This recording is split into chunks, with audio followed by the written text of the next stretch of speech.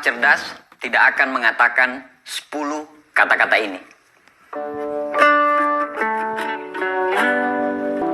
Orang-orang cerdas itu tahu kalau bahasa itu penting. Bahkan ada peribahasa mengatakan kata-kata itu bisa lebih menyakitkan daripada sebilah pedang. Itu betul sekali. Orang-orang cerdas itu selalu berpikir dulu baru berbicara, bukan berbicara dulu baru berpikir. Karena memang kata-kata ini itu lahir dari pemikiran. Pemikiran dulu itu akhirnya melahirkan kata-kata. Kata-kata melahirkan tindakan, tindakan melahirkan kebiasaan, kebiasaan melahirkan karakter, dan karakterlah yang akan menentukan nasib kita bisa kemana, bisa baik atau bisa buruk. Nah, bahasa ini bisa menentukan arah perspektif cara berpikir kita sebenarnya. Pada saat kita mampu mengendalikan kata-kata kita, pada saat yang tepat, pada timing yang tepat, insya Allah kita akan disukai orang. Waktu saya baca materi ini, saya berpikir ternyata saya bukan orang cerdas juga. Ternyata ada beberapa kata-kata yang saya sering ucapkan ke orang lain. Nah, melalui video ini saya ingin belajar sekali bagaimana jadi seorang pemimpin, bagaimana jadi seorang yang cerdas, bagaimana orang yang disukai dan dikagumi tanpa harus ditakuti. Jadi, materi kali ini bukan cuma untuk Anda, tapi materi kali ini juga untuk saya, biar kita sama-sama belajar. Yang pertama, kata-kata yang orang-orang cerdas ini tidak pernah pakai adalah, ini bukan salah saya. Nah, memang pada saat kita terjadi masalah, apalagi dalam grup, apalagi dalam tim gitu ya, menyalahkan orang lain itu adalah hal yang paling gampang. Orang-orang cerdas itu tidak pernah memakai kata-kata itu. Karena dia tahu apapun konsekuensinya, pada saat keputusan itu sudah dijalankan, keputusan itu menjadi tanggung jawab bersama. Jadi dia sangat pantang untuk menyalahkan orang lain. Orang-orang cerdas ini cenderung dia bertanggung jawab terhadap apa yang sudah dijalankan. Jadi kalau memang dalam suatu grup atau dalam suatu tim itu terjadi sebuah kesalahan, ya dia tidak akan pernah menyalahkan orang lain dengan berkata, ini bukan salah saya.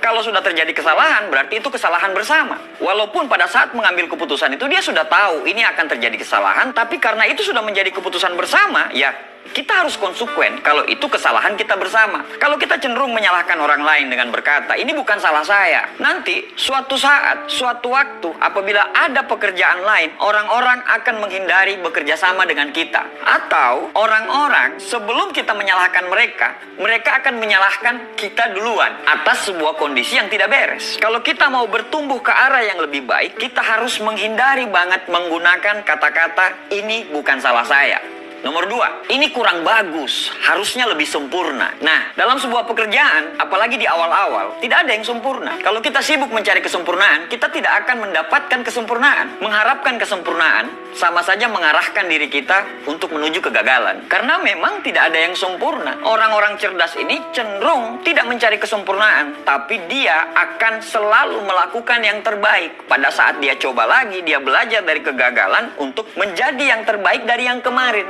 Bukan untuk mengharapkan kesempurnaan. Jadi jika Anda terus mencari kesempurnaan dalam pekerjaan, ya siap-siap aja Anda akan kehilangan yang terbaik. Kata yang ketiga yang dihindari oleh orang-orang cerdas adalah, ini di luar pekerjaan saya. Pada saat dia mendapatkan tugas dari bosnya, dari manajernya, sesuai dengan deskripsi itu, otomatis akan ada penilaian-penilaian yang dilakukan oleh manajer kita, dilakukan oleh bos kita gitu. Apabila kita cuma menjalankan job deskripsi kita saja, berarti sama saja kita hanya bekerja untuk mendapatkan gaji dan untuk mendapatkan keamanan kerja. Orang-orang cerdas ini umumnya dia selalu mendiskusikan dulu. Apabila dia melihat pekerjaan dia itu di luar job description dia, justru dia mendiskusikan dulu ke atasan dia, ke manajer dia, daripada kita harus langsung menolak mentah-mentah. Siapa tahu kalau Anda menjalankan itu, mungkin jabatan Anda bisa naik atau Anda akan mendapatkan penilaian plus dari bos Anda. Kita tidak tahu. Dengan melakukan diskusi tadi, akhirnya kita mendapatkan pemahaman jangka panjang kenapa itu harus dilakukan. Kalau kita langsung menolak, kan kita tidak tahu tujuannya. Jadi orang-orang cerdas ini sangat tahu sekali. Dia tidak akan menggunakan kata-kata ini di luar job description saya. Kalau itu tidak pantas, dia bisa menolak secara halus daripada langsung menolak mentah-mentah. Yang keempat, kata-kata yang dihindari oleh orang-orang cerdas ini adalah It's not fair. Ini tidak adil. Orang-orang cerdas sangat menghindari ini. Karena mereka tahu, kalau mereka memakai kata-kata tidak adil ini, itu sama saja kayak kekanak-kanakan gitu. Anak-anak kecil, kalau dia mendapatkan perlakuan yang tidak adil, dia akan langsung berontak gitu. Ini tidak adil, ini tidak adil. Jadi, kalau kita menggunakan kata-kata itu, sama saja kita kayak kekanak-kanakan gitu. Kita kelihatan tidak dewasa dan begitu naif kalau kita selalu menggunakan kata-kata itu. Jadi, kalau Anda merasa keputusan itu tidak adil dan memang benar-benar tidak adil, Anda bisa menggunakan kata-kata yang lain daripada hanya it's not fair, ini tidak adil. Mungkin dengan kata-kata yang seperti ini, Anda tanyakan sama bos Anda bilang, kenapa kok saya tidak mendapatkan itu? Apa yang harus saya lakukan supaya bisa mendapatkan itu, supaya saya bisa meningkatkan kinerja saya lebih baik lagi, supaya bisa mendapatkan hal itu. Orang-orang cerdas selalu menggunakan kata-kata itu. Nomor 5, orang-orang cerdas tidak pernah menggunakan kata-kata saya itu lebih pintar daripada Anda. Orang-orang yang menggunakan kata-kata saya itu lebih pintar daripada Anda, itu sebenarnya dia pengen menunjukkan kesombongan dia pengen memperlihatkan kalau orang lain itu di bawah dia. Kalau memang Anda punya IQ yang bagus, kalau memang Anda punya tingkat kecerdasan yang bagus, kalaupun Anda memang lebih pintar daripada orang lain itu pasti mengakui kok. Kenapa? Karena Anda dibutuhkan di situ.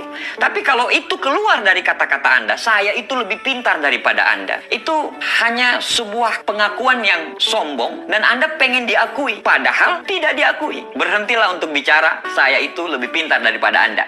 Yang keenam, kata-kata yang dihindari oleh orang-orang cerdas ini adalah jangan tersinggung ya. Nanti, kalau, tapi, bla bla bla bla bla bla bla bla. Pertamanya sudah ngomong jangan tersinggung ya, tetapi pada akhirnya menyinggung perasaan orang lain. Orang-orang cerdas tidak akan menggunakan kata-kata ini. Apalagi para pemimpin hebat itu sangat menghindari kata-kata ini. Di awalnya sudah seperti itu. Akhirnya orang sebelum mendengarkan kelanjutannya, dia sudah defensif duluan. Kenapa? Karena itu pasti menyinggung. Daripada kita menggunakan kata-kata seperti itu, mending kita mencari kata-kata yang betul-betul tidak menyinggung orang lain, tapi maksud dan tujuan kita tersampaikan dengan baik dan benar tanpa harus menyinggung orang lain. Nomor 7, kata-kata yang sering dihindari oleh orang-orang cerdas adalah ini memang pertanyaan bodoh, tapi bla bla bla bla bla bla. Kalau orang sudah menggunakan kata-kata ini, artinya kalau dalam satu forum, yang pertama kemungkinannya ini dia tidak nyimak forumnya, atau yang kedua dia tidak percaya diri. Nah, orang-orang pintar atau orang-orang cerdas cenderung menghindari untuk menggunakan kata-kata ini. Karena kalau kita menggunakan kata-kata ini, sama saja kita tidak percaya diri dan kita tidak yakin dengan pertanyaan kita itu.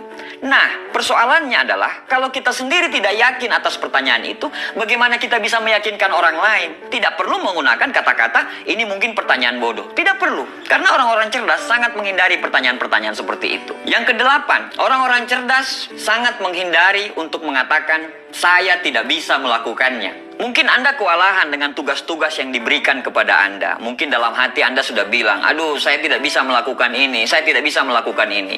Kalau Henry Ford mengatakan, apabila Anda sudah memikirkan kalau Anda tidak bisa melakukan itu, berarti Anda tidak akan pernah bisa melakukan itu. Kalau Anda berpikir bisa, insya Allah pasti bisa. Kalau Anda berpikir nanti akan ada jalan keluar, insya Allah akan ada jalan keluar. Tapi kalau Anda sudah memblok pikiran Anda dan dengan kata-kata saya tidak bisa melakukan itu, maka sampai kapanpun, dengan jalan seperti apapun, Anda sudah tidak bisa melakukan itu. Misalnya Anda lagi berkompetisi. Dari awal, Anda sudah bilang, saya bakal kalah. Maka Anda tidak bakal menang. Tapi kalau dari awal Anda bilang, saya akan melakukan yang terbaik, saya akan menjadi nomor 1.